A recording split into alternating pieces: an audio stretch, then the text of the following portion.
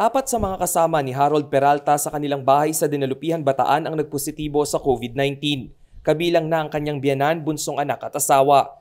Maliban sa pag-iisip sa magiging epekto ng COVID-19 sa kalusugan ng kanyang mga kapamilya, kinakailangan niya ring maging matatag dahil siya ang punong abala sa paghahanda ng pagkain at paglilinis ng bahay kung saan naka-isolate ang mga nagpositibo sa virus. How come after I was re-swabbed 5 days after, I remain negative? Number one, I never remove my mask. I keep on sanitizing the whole house. Sineperate ko na kaagad yung kubyertos namin.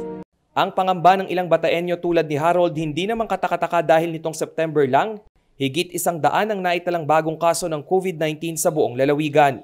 Sa kabuuan, 4,077 na ang binabantayang aktibong kaso sa Bataan, kung saan 34 sa bilang ay Delta variant. Dahil sa upward trend ng novel coronavirus cases na nanatili sa MECQ ang Bataan hanggang September 30. Ilan sa mga ipinagbabawal ngayon sa lalawigan ay ang paggamit ng indoor at outdoor courts at maging mga gym, indoor dine-in, personal care services gaya ng salon, spa at beauty clinics.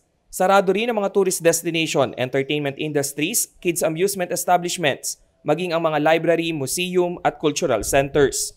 Samantala, base sa latest COVID-19 vaccination report ng Bataan, umabot na sa 236,283 ang nabakunahan ng first dose habang 129,630 naman ang fully vaccinated na.